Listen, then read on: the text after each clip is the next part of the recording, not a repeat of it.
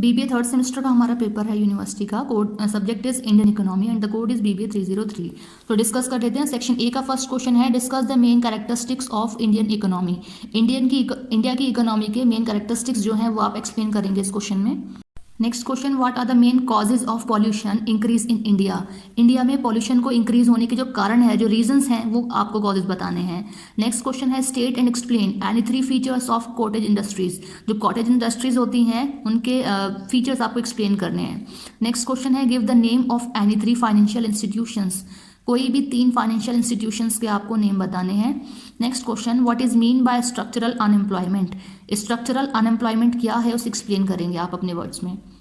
Section B है question 6, critically explain 11th 5 year plan of India. अच्छा, कह रहे हैं कि इंडिया का 11th 5 ईयर जो प्लान होता है उसको आपको बताना है।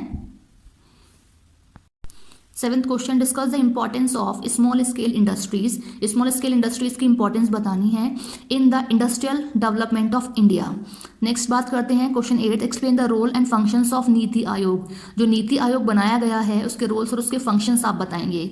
सेक्शन सी की बात करते हैं question 9, what do you understand by economic development. Economic development क्या है, explain various factors which determine the economic development of a country. कह रहे हैं कि कौन कौन से फैक्टर डिटरमाइन करते हैं इकोनॉमी के डेवलपमेंट के लिए, कंट्री के बेसिस पे बात की जाए तो।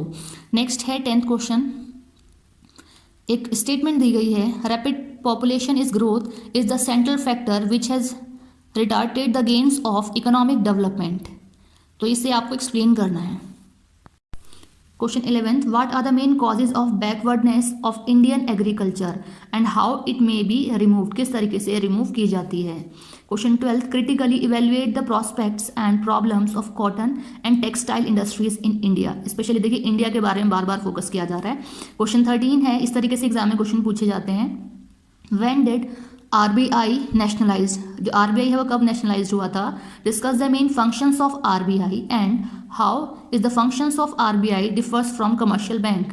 कमर्शियल बैंक मतलब जो आरबीआई के फंक्शंस हैं वो किस तरीके से डिफरेंशिएट करते हैं कमर्शियल बैंक से। तो इसमें एक्चुअली 3 चीज़ें पूछी हैं कि आरबीआई कब नेशनलाइज्ड हुआ था, आरबीआई के फंक्शंस क्या हैं और किस तरीके से डिफरेंट करता है आरबीआई मतलब कमर्शियल बैंक से।